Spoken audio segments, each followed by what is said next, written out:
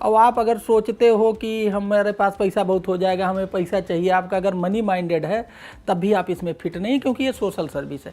जो लोग कहते हैं 24 घंटा पढ़ो तब होगे, ये वाला फार्मूला ठीक नहीं है। ना कहने की क्षमता का असेसमेंट होता है वो इंटरव्यू में। आप इसके लिए कोई ऐसा फार्मूला नहीं है कि आप बता दो तो ये उनका वाला उन पर नहीं लगेगा, उनका वाला उन पर।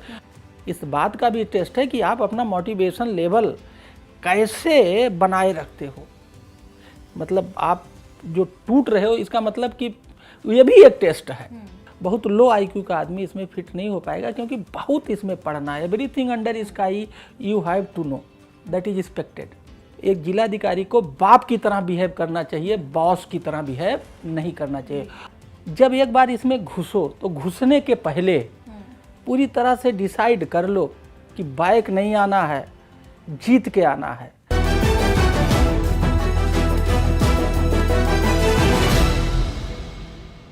नमस्कार, स्वागत है आपका यूपीएससी एक्स्ट्रा क्लास में। मैं हूं आपके साथ निधि तनेजा और आज एक्स्ट्रा क्लास के खास मेहमान है आईएएस ऑफिसर और डायनामिक डीएम कहे जाने वाले हीरालाल सर।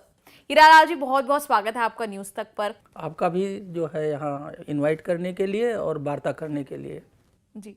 और सर, सबसे पहले क्योंकि आप खुद एक उत्तर प्रदेश के एक छोटे से कस्बे से, एक छोटे से गांव से आते हैं, क्योंकि हम यूपीएससी की तैयारी की यहाँ बात कर रहे हैं, तो कई छात्र हैं जो ऐसे छोटे गांव से, छोटे कस्बों से आते हैं, लेकिन सोचते हैं कि क्योंकि वो एक छोटी जगह से आ रहे हैं तो रुकावटें बहुत हैं, नहीं यूपीएससी क्लियर कर पाएंगे या कोचिंग भी अफोर्ड नहीं कर पाएंगे। ऐसे स्टूडेंट्स को आप क्या कहेंगे?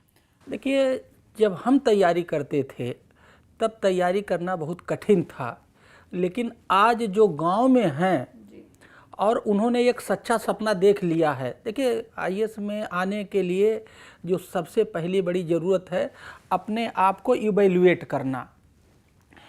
उस इवैल्यूएशन में ये बात है कि भाई अगर आपका आईक्यू लेवल बहुत लो है, ठीक है, तो मुझे नहीं लगता कि ये आप इसके लिए फिट हैं, एक बात। दूसरी बात यह है कि ये सोशल सर्विस है, और आप अगर सोचते हो कि हमारे पास पैसा बहुत हो जाएगा, हमें पैसा चाहिए, आपका अगर मनी माइंडेड है तब भी आप इसमें फिट नहीं, क्योंकि ये सोशल सर्विस है।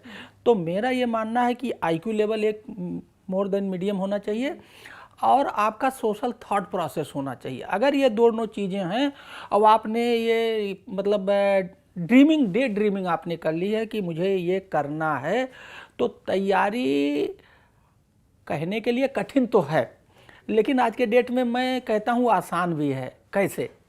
देखिए, आप अगर अर्ली शुरू कर दें, आज के डेट में पेपर से काफ़ी कुछ चीज़ें कवर होती हैं। पहले 2 सब्जेक्ट हुआ करते थे, अब 1 सब्जेक्ट है। तो अगर आप पेपर पढ़ना 9th से ही शुरू कर दीजिए। अब उसके लिए पेपर में बहुत कुछ आपको नहीं करना है, केवल आप पेपर को पढ़िए और केवल 3 चीज़ उसमें देखिए। ये न्यूज़ आज ही क्यों लिखी, इस न्यूज़ में अच्छाई क्या है, इस न्यूज़ में कमी क्या है, मतलब उस न्यूज़ को एनालाइज करिए। तो धीरे धीरे डिफरेंट समय पर डिफरेंट टॉपिक पे जो बर्निंग टॉपिक होते हैं उस पर न्यूज़ आता है, आपका जीके बहुत बढ़िया तैयार होता जाएगा। तो इसके लिए आपको कुछ करना नहीं है। अब आप कहिए कि आपके पास एक मोबाइल हो, उसमें इंटरनेट हो, बस इतनी ज़रूरत है, सारे पेपर आपको मिल जाएंगे, एक बात। और दूसरी बात मेरा ये कहना है कि बहुत सारे लोग कैसे तैयारी करें, क्या ट्रिक्स हो, क्या टेक्निक्स हो। तो जो विगत 3-4 साल में जो आईएएस में सेलेक्ट होते हैं वो सबके सब इंटरव्यू देते हैं। तो 3-4 लोगों के इंटरव्यू पिछले 3-4 साल के, उसको 3-4 बार देखिए और नोट करिए वो क्या बता रहे हैं, क्या पढ़ो, क्यों पढ़ो, कैसे पढ़ो, कब पढ़ो। तो आप उससे 10-12 इंटरव्यू जब देखेंगे तो आपको तैयारी करने का ट्रिक्स और टेक्निक्स पता लग जाएगा। देखिए, इस तैयारी में ट्रिक्स और टेक्निक्स बहुत ज़रूरी है, क्योंकि इसका सिलेबस बहुत वास्ट है, तो उसमें ट्रिक्स और टेक्निक्स बहुत ही ज़रूरी है। तीसरी बात, पहला मैंने बताया पेपर पढ़ने की बात, दूसरा बताया इंटरव्यू देकर सुन करके बताए गए ट्रिक्स और टेक्निक्स को समझना, कॉम्प्रीहेंड करना और उसको अडॉप्ट करना। तीसरी बात, सारे ये जो सेलेक्टेड अधिकारी हैं पिछले 3-4 साल के, वो सब सोशल मीडिया पे हैं। आप उनसे सोशल मीडिया पे कनेक्ट होइए और रिक्वेस्ट करिए, सर आप हमारी मेंटरिंग कर दो। तो अगर 10-12 लोग से करोगे तो बहुत सारे लोग आजकल मेंटरिंग कर रहे हैं, तो आपको मेंटर मिल जाएगा। अब आप देखिए, आपको मेंटर मिल जाएगा, आपको जो है ट्रिक्स एंड टेक्निक्स पता लग गया और आप पेपर से तैयारी शुरू कर दीजिए। तो ये इंटरनेट और मोबाइल फ़ोन ने इस तैयारी को आसान बना दिया है, मैं इसको इस लाइट में देखता हूँ। जी, और क्योंकि आपने अखबार की बात की, अब अखबार कई स्टूडेंट सोचते हैं कि 2-3 अखबार पढ़ने चाहिए एक दिन में, या एक अखबार आप पढ़ लो वही काफ़ी है आपकी जो जनरल जो आपकी तैयारी रहती है। देखिए, मेरा तो ये मानना है कि अखबार में उसमें भी जो इंटरव्यू देते हैं उसमें बताते हैं कि कौन कौन अखबार, आपने 12 इंटरव्यू देखा, अब आप 12 में देखिए कि सबसे ज़्यादा किस अखबार की बात कर रहे हैं। कि अगर 12 में 8 ने कहा कि ये अखबार पढ़ो तो आप वही पढ़िए, इसका मतलब कि उस अखबार को 12 में से 8 लोग डिट्टो कर रहे हैं। ये ट्रिक्स एंड क्या पढ़ना, कैसे पढ़ना, कब पढ़ना, कितना पढ़ना, 10-12 इंटरव्यू देखिए, आपको बिल्कुल अच्छी अच्छी चीज़ें पता लग जाएंगी। कौन अखबार पढ़ना वो भी वो बताते हैं। तो जिस अखबार के बारे में ज़्यादा बोलें, ज़्यादा लोग बताएं, वही पढ़िए। जी, और जैसे आपने कहा कि जैसे टॉपर्स हैं या जिन स्टूडेंट्स ने, एस्पिरेंट्स ने यूपीएससी क्लियर कर लिया है, उनके इंटरव्यूज़ देखे। अब इसमें ये एक सवाल आता है कि जब आप इनके इंटरव्यूज़ देखते हैं, हर किसी का एक अलग फंडा रहता है, एक अलग स्ट्रैटेजी रहती है। वो आपके लिए काम करे ना करे इसकी कोई गारंटी नहीं है, मतलब आप उसमें से क्या पिक एंड चूज करके अपनाएं।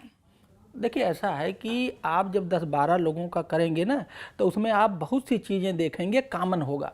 मान लीजिए आपने 12 का इंटरव्यू देखा और किसी चीज़, किसी स्ट्रेटजी को बताया कि बहुत लोग कह रहे हैं 8 घंटा पढ़ो, और 12 में से 10 ने कहा कि जो है 8 घंटा पढ़ो, तो इसका मतलब ये है कि जो लोग कहते हैं 24 घंटा पढ़ो तब होगे, ये वाला फार्मूला ठीक नहीं है, क्योंकि 8 ने कहा कि ये इसका मतलब कि वो टाइम मैनेजमेंट पे ध्यान देना है। एक आदमी कह रहा नहीं 24 घंटा पढ़ो, एक आदमी कह रहा 8 घंटा पढ़ो, इसका मतलब कि जो 8 घंटे वाली बात कर रहा है वो टाइम मैनेजमेंट की बात कर रहा है। तो जब आप बहुत सारी लोगों की बातें सुनेंगे ना, तो उसमें बहुत सी चीज़ें कॉमन होंगी, आप वो कॉमन पॉइंट उठा लीजिए। यस। और क्योंकि आपने घंटों की बात की, कितने घंटे पढ़ना चाहिए? वैसे जैसे मैंने कहा, हर किसी के लिए एक अलग अप्रोच, अलग स्ट्रैटेजी काम करती है, लेकिन एक यूपीएससी के एस्पिरेंट के लिए, क्योंकि देखिए कई एस्पिरेंट होते हैं, खास तौर पे दिल्ली आते हैं, मुखर्जी नगर आते हैं, राजेंद्र नगर आते हैं, कई स्टूडेंट्स अफोर्ड भी नहीं कर सकते, उस पर बाद में आएंगे, लेकिन जब यहाँ आते हैं वो, तो किस तरह से उन्हें अपना पूरा ये मैनेज करना चाहिए? देखिए, आप क्योंकि देहात से बात शुरू की हैं कि जो रूरल एरिया में रहते हैं, जो मेरा बैकग्राउंड है, अगर मैं उस लाइट में बात करूं तो मैं तो कहता हूं कि कक्षा 8 से उन्हें पेपर पढ़ने में तो कुछ नहीं जाता ना। अब आपसे कक्षा 8 से ही आपकी फाउंडेशन शुरू हो गई, ठीक है। और जब आप कक्षा 8 से ही फाउंडेशन, तो धीरे धीरे धीरे धीरे वो आप पूरी तरह से, क्योंकि आपने डे ड्रीमिंग की है, डे ड्रीमिंग ही रियलाइज होता है, तो आपको समय पता ही नहीं लगेगा, आप हमेशा उसी में डूबे रहेंगे, कुछ भी करेंगे तो आपको वही दिखाई देगा। तो उसमें आप ये बाइफरकेट नहीं कर पाएंगे कि कब हम आईएएस की तैयारी कर रहे हो, कब नहीं कर रहे हैं। अब मान लीजिए आप बीए में गए, बैचलर डिग्री में गए, तो आपको बैचलर डिग्री में वही सब्जेक्ट लेना चाहिए जो आप एक एज ए सब्जेक्ट लेंगे। तो आप वो बैचलर डिग्री का जो सब्जेक्ट, एक पेपर जो एक सब्जेक्ट होगा, उसको भी उसी नज़रिए से पढ़िए।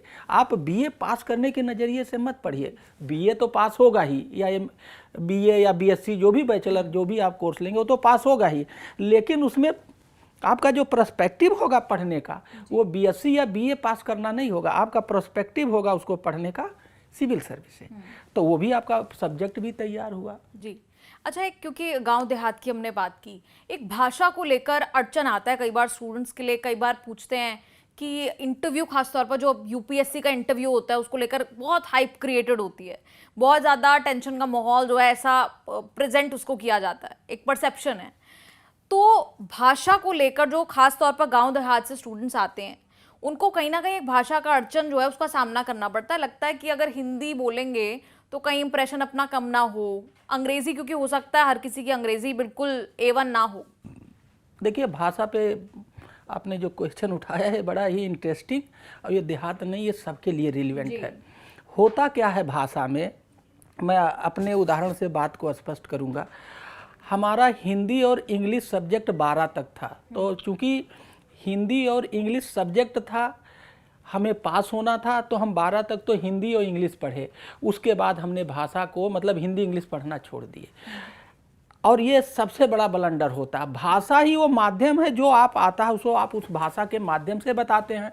अब आपने तो एज ए सब्जेक्ट पढ़ा, उसके बाद आप पढ़ाई नहीं, तो भाषा को एक तो इंग्लिश लैंग्वेज और एक आपका जो लोकल लैंग्वेज जैसे हिंदी हो गया, मलयालम हो गया या कोई भी लैंग्वेज, इन दो लैंग्वेज को आप एज ए सब्जेक्ट ना पढ़िए, हमेशा पढ़िए। जितना आप सब्जेक्ट में पढ़िए उतना भाषा को, तो इंग्लिश को एक तो इंग्लिश ले लीजिए और एक लोकल जैसे हमारे लिए हिंदी है, दोनों को। अब हमने भी यही गलती करी कि हमने इंटर तक तो एज ए सब्जेक्ट पढ़ा, उसके बाद उसको इग्नोर कर दिया, कभी नहीं पढ़ा। हमेशा भाषा को पढ़ना चाहिए और भाषा के वोकैबुलरी और भाषा की बहुत सारी चीज़ें डायनामिक होती हैं, बदलती रहती हैं। तो मेरा तो ये मानना है कि भाषा को हमेशा पढ़ते रहना चाहिए। जी, और कई बार इंटरव्यू को लेकर सवाल आता है कि यूपीएससी इंटरव्यू में कई स्टूडेंट्स होते हैं, जवाब जो आता है वो तो आप कॉन्फिडेंस के साथ देते ही हैं, अब जवाब जो नहीं आता है, जिसका आंसर आपको पता ही नहीं है, आप मतलब फैक्चुअल उत्तर है और फैक्चुअल आपको पता ही नहीं है कि भाई अमेरिका में क्या हुआ था या देश में जब इमरजेंसी लगी थी तो क्या हुआ था क्या नहीं, तो ऐसे फिर सवालों को किस तरह जवाब दिया जाए उनका? देखिए, जो चीज़ आप बिल्कुल कॉन्फिडेंट नहीं है, वो बिल्कुल नहीं आता है, तो उसमें सॉरी करके नेक्स्ट मूव करना चाहिए। क्योंकि आपको जब ये आप बिल्कुल श्योर हैं कि आपको उसके बारे में कुछ नहीं पता है, तो आप बोलेंगे तो उसके गलत होने के ज़्यादा चांसेज हैं, तो उससे निगेटिव इम्प्रेशन पड़ेगा। और सॉरी करने से एक इम्पैक्ट इंटरव्यू में ये भी आता है कि देखिए बंदा जो है बनावटी नहीं है, अगर नहीं आ रहा है तो अगर नहीं आ रहा है तो इसके अंदर ये क्षमता है ना कहने की, ना कहने की क्षमता का असेसमेंट होता है वो इंटरव्यू में। क्योंकि बहुत सारी चीज़ें होती हैं ना कि हमें पता है ये चीज़ सही है लेकिन हम उसको नहीं बोल पाते हैं, तो वो क्षमता भी चाहिए एक ब्यूरोक्रेट में। तो अगर आपको नहीं आता आप नो बोलिए, मेरे हिसाब से तो यही होना चाहिए। और क्योंकि आपको 25 साल से ज़्यादा हो चुके हैं पब्लिक सर्विस में, आप जब इस इंटरव्यू में बैठे थे तब भी इतना, क्योंकि जलवा आज भी यूपीएससी का बरकरार है, आज भी वही क्रेज़ है लोगों में यूपीएससी का एग्ज़ाम देने का कि एक अटेम्प्ट नहीं तो 2, 3, 4 अटेम्प्ट तक रुकते हैं और अटेम्प्ट तब तक देते हैं जब तक क्लियर ना हो जाए। देखिए, ये तो बात सही है कि ये आपके मोटिवेशन का और आपके क्या कहेंगे साहस का ये टेस्ट लेता है। ऐसे हमने बहुत देखे कि 10-10 बार लगातार हुए और 10वें बार में सेलेक्ट हुए। बहुत लोग एक ही 2 बार में फील्ड छोड़ देते हैं और बहुत सारे लोग इतने कॉन्फिडेंट होते हैं बिना किसी तैयारी के पहले चांस में आते हैं और वो अच्छी मेरिट भी लाते हैं। ऐसे भी जिसका आईक्यू बहुत अच्छा है। मेरे साथ ही ITBHU में जब हम लोग MTech कर रहे थे तो अमित बर्नवाल साहब थे हमारे साथ, वो भी तैयारी करे थे। वो IIT कानपुर से कंप्यूटर के टॉपर थे। कोई उनकी तैयारी चूँकि पहले से ही बैकग्राउंड था, पहले से वो तैयारी करे थे, पहले ही चांस में all over India 3rd rank आई। ऐसे भी लोग हैं। वही मैंने कहा ना, IQ बहुत हाई था, IIT कानपुर में थे तो पहले से ही प्रूव्ड इंटेलिजेंट थे और तैयारी भी सिस्टमेटिक, उनके फादर वहीं प्रोफेसर थे, तो वो पहले से ही जैसा हमने बताया ना, पहले से उनकी सिस्टमेटिक तैयारी चल रही थी। फर्स्ट चांस में और 3rd रैंक आया, ऑल ओवर इंडिया आए। तो ऐसे भी लोग हैं। लेकिन हर किसी का सफ़र, आपने कहा कि इनके साथ ऐसा हुआ, आपके साथ ऐसा नहीं हुआ था, एक बार में आपका यूपीएससी क्रैक नहीं हुआ था। और आपके जैसे आज के डेट में जब कंपटीशन और ज़्यादा बढ़ चुका है और कंपटीशन के जो मापदंड हैं वो बढ़ चुके हैं और आपको अलग अलग एस्पेक्ट्स पर आपको रेट किया जाता है, देखा जाता है, आपकी बॉडी लैंग्वेज इंटरव्यू में, सब चीज़ें। अब आज की डेट में जो स्टूडेंट्स एक बार अटेम्प्ट देते हैं, दूसरी बार देते हैं, फिर कई स्टूडेंट्स हैं जो फिर छोड़ देते हैं कि अब नहीं। देखिए, ये सब चीज़ें बड़ी पर्सनलाइज्ड हैं। क्या आप इसके लिए कोई ऐसा फार्मूला नहीं है कि आप बता दो तो ये उनका वाला उन पर नहीं लगेगा, उनका वाला उन पर। उनकी क्या परिस्थिति है, उनका मेंटल स्टेटस क्या है। बहुत बढ़िया तैयारी कर रहे थे, ठीक है, एग्ज़ाम के माह पहले या ड्यूरिंग बिफोर एग्ज़ाम कोई उनके घर में घटना हो गई, वो मेंटली डिस्टर्ब हो गए, उनकी पूरी मेहनत सब चीज़। तो ये देखिए, ये इस बात का भी टेस्ट है, इस बात का भी टेस्ट है कि आप अपना मोटिवेशन लेवल कैसे बनाए रखते हो। मतलब आप जो टूट रहे हो, इसका मतलब कि ये भी एक टेस्ट है कि आपको अपना मोटिवेशन लेवल बनाए रखना है, एक बात। दूसरी बात यह है कि अगर आप सेलेक्ट नहीं हो रहे हो तो आपको रोज अमेंड करना अपने आप को, अपनी पढ़ाई की स्टाइल चेंज करनी है, टाइमिंग चेंज करनी है, और ये देखना है कि आखिर हमारे अंदर कमी क्या है। Every day you will have to improve, then you can crack this. क्योंकि यूपीएससी की इम्तहान का स्टाइल भी चेंज हो रहा है, लगातार चेंज हो रहा है।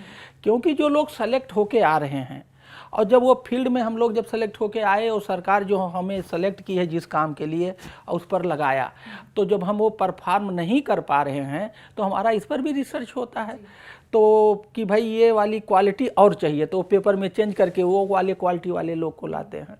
तो ये मतलब ये कोई स्टेटिक नहीं है, ये लगातार चेंज हो रहा है। तो जब ये चेंज हो रहा है तो आपकी तैयारी भी चेंज होनी चाहिए। अब एक बड़ा टिपिकल सा सवाल है, वो पूछ लेते हैं कि ऐसी 2-3 बातें जो यूपीएससी के जो कैंडिडेट्स हैं, स्टूडेंट्स हैं, वो क्योंकि आपको सुन रहे हैं न्यूज़ तक के माध्यम से इस वक्त, कि ऐसी क्या 2-3 चीज़ें हैं जो वो ध्यान में रखें, ज़रूरी है और सब पे अप्लाई भी करेंगे, ऐसा नहीं है कि किसी पर नहीं करेंगे? देखिए, मैं इसमें एक चीज़ ये कहना चाहूँगा, मैंने तो जो 3 ट्रिक बताए, डिस्कशन की स्टडी का आदत डालना चाहिए। डिस्कशन की स्टडी आप जो है कुछ लोगों के ऐसा एक 3-4 लोगों का समूह बनाइए जो यही काम करते हों।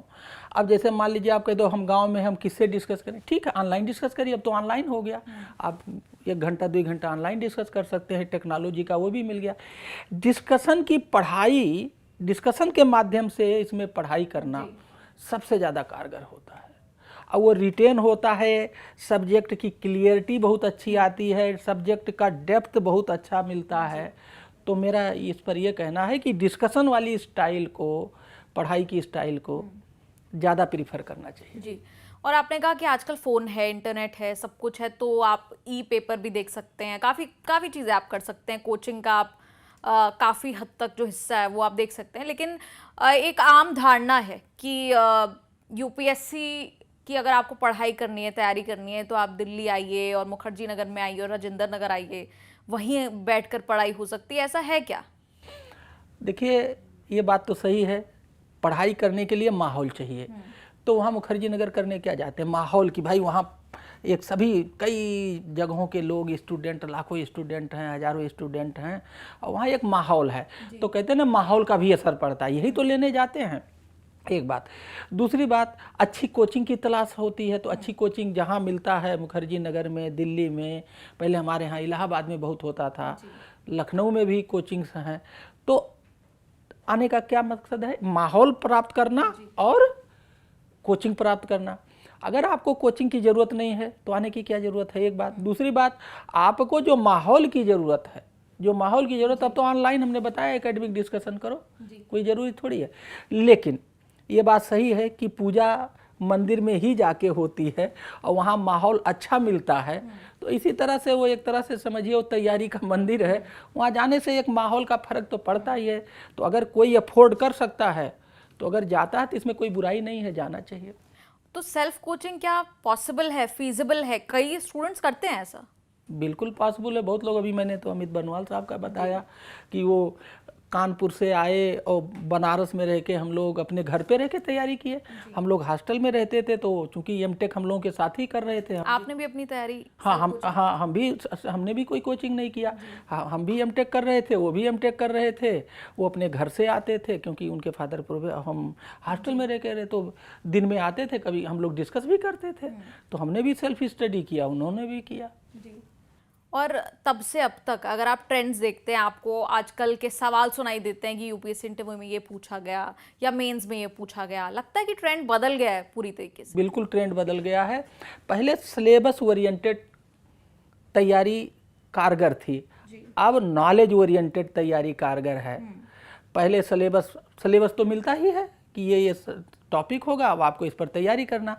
पहले सिलेबस कवर कर लिया तो सेलेक्ट हो जाते थे, अब ये संभव नहीं है। अब आपको उसका गहराई से नॉलेज होना चाहिए, थ्योरेटिकल एंड प्रैक्टिकल। तो ट्रेंड में बहुत परिवर्तन आया है।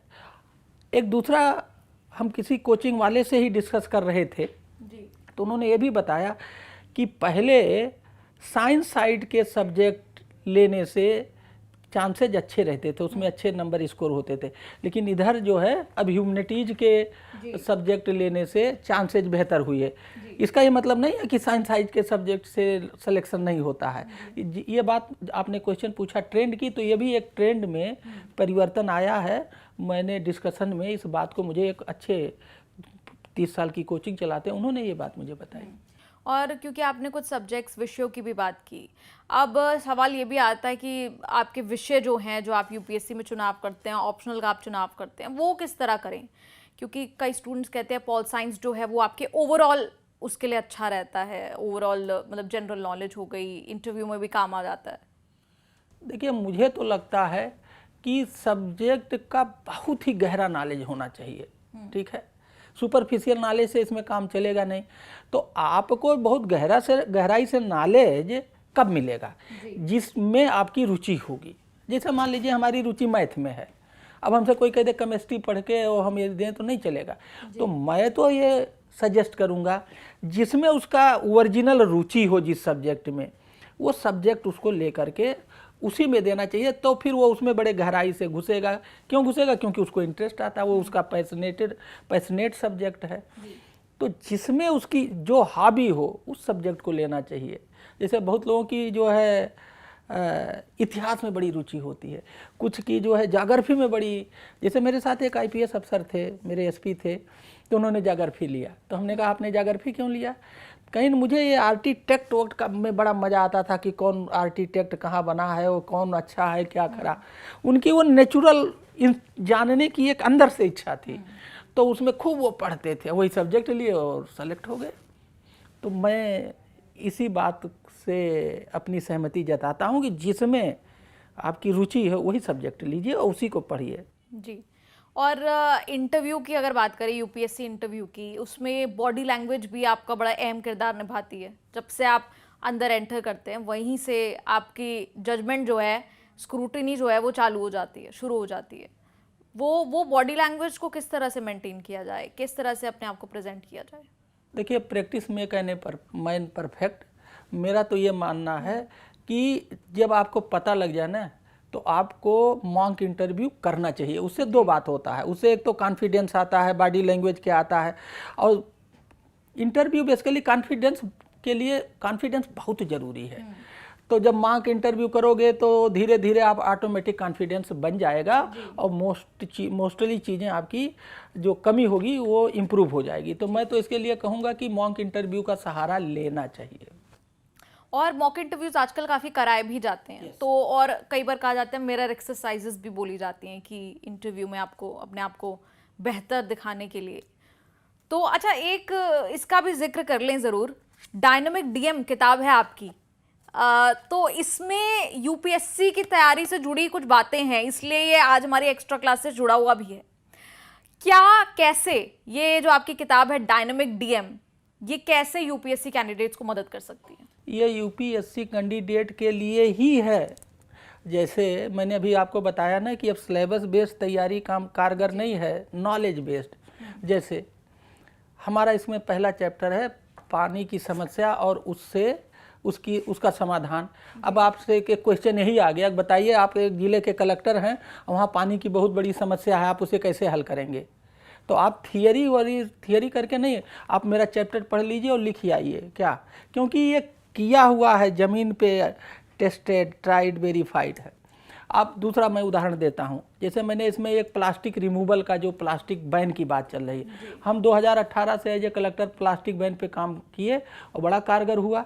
तो हमने उस पर लिखा है क्या कि प्लास्टिक बैन पे क्या करना चाहिए। तो देखिए, थियरी जो होती है जब वो फील्ड में जाता है तो लागू नहीं हो पाता, तो गुड गवर्नेंस नहीं हो पाता, गवर्नेंस गुड गवर्नेंस में नहीं बदल पाता। इम्तहान में जो क्वेश्चन आते हैं वो प्रैक्टिकल क्वेश्चन आ रहे हैं। क्या कि आप एक ज़िले के जिला अधिकारी हैं और वहाँ माइल न्यूट्रिशन की बहुत बड़ी समस्या है, हाउ यू विल रिमूव, हमारा चैप्टर पढ़ लीजिए। तो इसमें हमने जो एज ए प्रैक्टिकली जो काम करके ज़मीन पे और जो हमने रिजल्ट प्राप्त किया है उसको बिल्कुल वही चीज़ लिखा है, बिस सबूत के लिखा है। तो ये जो हम बता रहे हैं ना, नॉलेज ओरिएंटेड तैयारी चाहिए, वो उसी के लिए है जी। और एक मॉडल गांव एक बड़ा ही पॉपुलर शुरुआत की थी हीरालाल जी ने, मॉडल गांव। ये इनिशिएटिव क्या है? और क्योंकि बड़ा पॉपुलर है, लोग बात करते हैं, आपके जो मॉडल गांव इनिशिएटिव है, गांव को की काया पलट करने की जो कोशिश है, वो कैसे किया आपने? देखिए, ऐसा है, मॉडल गांव जो है वो जो बांदा में हम जब कलेक्टर थे तो मैंने 20-22 इनोवेशन किए, सबके अच्छे रिजल्ट आए। जैसे कि 1.5 साल में वाटर टेबल 1 मीटर 34 सेंटीमीटर ऊपर आ गया, क्रॉप प्रोडक्टिविटी 18.5% बढ़ गई, मैं चुनाव में 10.5% हाईएस्ट वोटिंग हो गया, पूरे यूपी में नंबर 1 हो गए। मेल न्यूट्रिशन पे हमने अच्छा काम किया तो हमारा वो नीति आयोग ने अपने पेज नंबर 73 पे लिखा रिप्लिकेट करने के लिए। तो ये जो सब काम हुआ, हर गांव में क्रॉप प्रोडक्टिविटी 18.5% बढ़ गया, ये बहुत बड़ी बात होती है। तो इन सब काम को जो हम लोगों ने बांदा में किया था, उसी को सिस्टमेटिक तरीके से टेक्नोलॉजी के सहारे मॉडल गांव का एक प्रोजेक्ट बनाया। और ये प्रोजेक्ट हमारे एक मित्र हैं श्री मुनीष जी, जो नाबार्ड के रिटायर्ड सीजीएम, नाबार्ड का काम ही है गांव का विकास, रूरल डेवलपमेंट। तो उन्होंने उस सारे काम को जो हमने बांदा में किया था उस पर एक प्रोजेक्ट बनाया। आईसीसीआई फाउंडेशन उसको सपोर्ट कर रहा है, मैं उसका ऑनरेरी मेंटर हूं, और हम लोग टेक्नोलॉजी के सहारे इसको अपने पूरे उत्तर प्रदेश में, देश में लागू कर रहे हैं। ये है मॉडल गांव। जो बांदा में काम हुआ वो कैसे और जगहों पे रिप्लिकेट हो, तो अब इसको रिप्लिकेट करने के लिए, स्केल अप करने के लिए हमें टूल चाहिए, तो हम लोग टेक्नोलॉजी का सहारा लेते हैं। और क्योंकि आप ग्राउंड पे इतने साल काम कर चुके हैं और यूपीएससी के इंटरव्यू में बहुत बार इसी तरह के एनालिटिकल सवाल आपसे पूछ लिए जाते हैं कि आप इस सिचुएशन में हैं, जो आपने एग्जांपल भी दिए जिस तरह के कि इस सिचुएशन में है, कैसे डील करेंगे, तो ये किताब वहाँ पर आपके काम आएगी। बिल्कुल, अगर इस किताब को आदमी एक बार नहीं 3-4 बार पढ़े तो क्या हो जाएगा, 3-4 बार पढ़ेगा तो उसके जो सोचने का तरीका है, ये बेसिकली ये किताब केस स्टडी पे आधारित है, तो उसका जो सोचने का तरीका वो प्रैक्टिकल हो जाएगा, थियोरेटिकल से वो चेंज होकर प्रैक्टिकल हो जाएगा। और यही यूपीएससी चाहती है कि हम प्रैक्टिकल नॉलेज हमारे पास हो, सोचने का स्टाइल प्रैक्टिकल हो, जिससे ज़मीन पे जाने पर वो फेल ना हो। अच्छा, यूपीएससी में सफलता बड़ा ही कॉमन टिपिकल सवाल है। हर बार की तरह मैं यही कहूँगी कि हर किसी पे एक ही बात अप्लाई हो जाए, ज़रूरी नहीं है, हर किसी का अपना तरीका है। ऐसी कौन सी 2-3 बातें हैं जिसका ध्यान रखा जाए, या ऐसी बातें जो स्टूडेंट्स में होनी चाहिए, जो यूपीएससी चाहता है कि आप में हो ही हो? मैंने आपको शुरू में बताया ना कि यूपीएससी में जाने के लिए आपका जो सोचने का जो थॉट प्रोसेस है वो सोशल होना चाहिए, आपका कमर्शियल नहीं होना चाहिए। अब आप अगर ये सोच रहे हो कि हम आईएएस हो जाएंगे या यूपीएससी में सेलेक्ट हो जाएंगे तो बहुत सारे पैसा, बहुत सारे मकान, और जो कमर्शियल लाइन की थिंकिंग है, ये पहली बात तो सोच इसमें यहाँ सूट। मान लीजिए आप सेलेक्ट भी होगे तो वहाँ जाओगे तो वहाँ ये चीज़ कर नहीं पाओगे, तो आप तो सेलेक्ट होने के बाद भी कुटते रहोगे। तो मेरा ये कहना है कि ये इस जॉब को एंजॉय वही कर पाएगा जो उसके सांचे में और में फिट है। पहले मेंटली क्या कि वो इम्पैथी सोच वाला व्यक्ति हो, सोशल सोच वाला व्यक्ति हो, और थोड़ा सा इसमें आईक्यू की जो बात मैं कहता हूँ, बहुत लो आईक्यू का आदमी इसमें फिट नहीं हो पाएगा, क्योंकि बहुत इसमें पढ़ना है। Everything under sky you have to know, that is expected. क्योंकि आपने कहा कि एवरीथिंग अंडर द स्काई, मतलब इतना कुछ आपको पढ़ना पड़ता है, स्टडी मटेरियल भी बहुत ज़्यादा होता है, सोर्सेज बहुत ज़्यादा होते हैं। यही सवाल भी स्टूडेंट्स भी करते हैं कि जब इतना सारा जो है स्टडी मटेरियल सामने हो, ऐसे में ये भी कहा जाता है कि एनसीईआरटी आप शुरुआती तौर पर बेसिक्स अपने क्लियर रखें तो बहुत मदद वहीं आपकी हो जाती है। आप क्या रेकमेंड करेंगे कि इतने सारे सोर्सेज में से, इतने सारे स्टडी मटेरियल में से किस तरफ इंसान जाए? स्टडी मटेरियल में मेरा ये कहना है, देखिए मैंने बताया ना कि आप 10-12 इंटरव्यू सुनो, उसमें आपको ये पता लग जाएगा, क्योंकि वो डिफरेंट फील्ड से आते हैं। क्या अच्छा, मान लीजिए आपने 10-12 इंटरव्यू सुना और आपको नहीं समझ में आया कि ये तो मेरे सब्जेक्ट वाला आदमी नहीं था, तो बहुत सारे इंटरव्यू हैं, हर सब्जेक्ट वाले का इंटरव्यू है, तो आप अपने सब्जेक्ट वाले को ढूंढ करके उसका इंटरव्यू, जैसे मान लीजिए आपका ज्योग्राफी में इंटरेस्ट है तो जागृफी वालों का बहुत सारा इंटरव्यू बहुत खुल के बिल्कुल ओपन बताते हैं। आप उसे वही बता देगा कि जागृफी में कौन मटेरियल कितना, कौन किताब किस राइटर का, और everything you will come to know जी। हाँ, तो अब ये चीज़ बड़ी डिफ़िकल्ट नहीं है। और उस मटेरियल को पाने के लिए आप अगर गूगल पे कोई चीज़ डाल दीजिए, बहुत सारे मटेरियल। अब तो लोगों ने क्वेश्चन आंसर भी अपने डाल दिए कि क्वेश्चन क्या था, मैंने आंसर कितना लिखा तो कितने नंबर, उससे भी आपको। और प्रैक्टिस तो करना बहुत ज़रूरी है। आप वहाँ जो लिखने जाते हैं ना, वो कम से कम बहुतों बार वहाँ लिखने के पहले प्रैक्टिस बहुत ज़रूरी है। हाँ, आप 3 घंटा बैठ के इम्तहान जितना वहाँ बैठेंगे, यहाँ कई बार इम्तहान दीजिए, तभी वो कॉन्फिडेंस आता है और तभी अच्छा। ये काम हर काम में किया जाता है, हाँ, बिना प्रैक्टिस के नहीं। और कुछ ऐसे इंस्टेंसेस आपको याद हों जो आपके यूपीएससी इंटरव्यू से जुड़े हों, अगर वैसे तो बहुत साल हो गए उस बात को, लेकिन एक बार नहीं, आपने 2-3 अटेम्प्ट्स देने के बाद जाकर आपका यूपीएससी क्लियर हुआ था, पीसीएस भी आपने क्लियर किया था। तो ऐसे कोई इंस्टेंसेस जो स्टूडेंट्स को बड़े इंटरेस्टिंग लगती हैं, ऐसी बातें, कुछ फनी इंस्टेंस, या हो सकता है आपके डीएम रहते हुए, अगर इंटरव्यू ना सही, आपके डीएम रहते हुए बांदा में, क्योंकि आप डीएम रह चुके हैं, या अपने पूरे कार्यकाल में जो भी आपका रहा। देखिए, एक जो डीएम है वो जनता का आदमी है जी। जो गवर्नेंस में एक बेसिक प्रॉब्लम होती है, हमारी नौकरी किसके लिए है? जनता के लिए है। जी। हम जनता को आगे बढ़ाने के लिए विभिन्न प्रकार के प्रोजेक्ट और प्रोग्राम चलाते हैं, और जनता हमारे पास आने से डरती है। तो जब जनता हमारे पास आने से डरेगी तो हम अपने प्रोडक्ट को, उसे कैसे, सोशल प्रोडक्ट को कैसे सेल कर पाएंगे? तो इसमें जो सबसे बड़ी बात यह है कि जिला प्रशासन और जनता के बीच के गैप को कम किया जाए। ये बहुत बड़ा चैलेंज होता है, और जनता आपकी बात में विश्वास करे। How to win the trust of the masses, ये बहुत बड़ी चैलेंज होती है। और ये होता ये है, लोग बॉस की तरह बिहेव करते हैं, इसलिए वो ट्रस्ट नहीं मिलता। एक जिलाधिकारी को बाप की तरह बिहेव करना चाहिए, बॉस की तरह बिहेव नहीं करना चाहिए। और अगर आप बाप की तरह बिहेव करेंगे, बॉस की तरह नहीं करेंगे, तो धीरे धीरे ये जनता आप पे ट्रस्ट करने लगेगी और गवर्नेंस अपने आप इंप्रूव करने लगेगा। यही मेरी स्टाइल है। I never behave like a boss, I always behave like a बाप, फादर। यानी किसी भी एक आम नागरिक को, जहां आप, क्योंकि आप एडिशनल मिशन डायरेक्टर हैं, तो कोई भी आकर आपसे बात कर सकता है सीधा, बिना हिचक के, बिना किसी हेजिटेशन के। मेरे पास जो आता है, कोई भी आ जाए, परिचित, मैं एक तो सबसे मिलता हूँ एक बात, और वो फिर मुझसे मिलके जब जाएगा ना, तो वो मुझे भूल नहीं पाता। मैं 1 मिनट के अंदर उसे वो फील देता हूँ कि जैसे वो अपने किसी पारिवारिक घनिष्ठ से बात कर रहा है। That is my style of functioning. और इसीलिए लोग आपको बहुत प्यार भी करते हैं, मतलब बहुत बिंदास तरीके से आपकी पूरी हमारी बातचीत रही आज। और यूपीएससी एक्स्ट्रा क्लास में जाते जाते खास एक्स्ट्रा टिप, वो आप क्या देंगे स्टूडेंट्स को?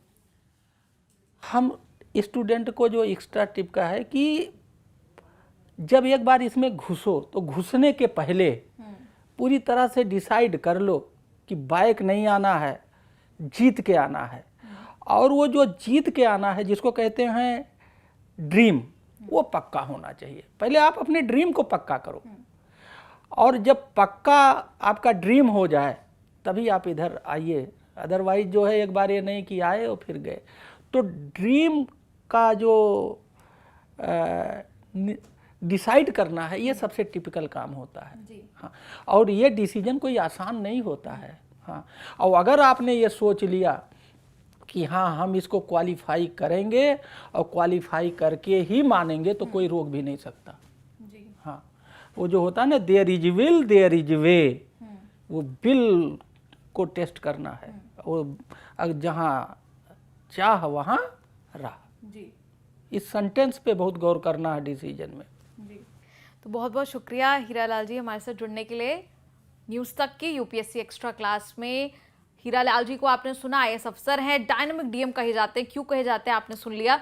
और न्यूज़ तक में आगे भी ऐसे एपिसोड्स देखने के लिए, ऐसे गेस्ट से मिलने के लिए, यूपीएससी से जुड़े हुए देखते रहिए न्यूज़ तक।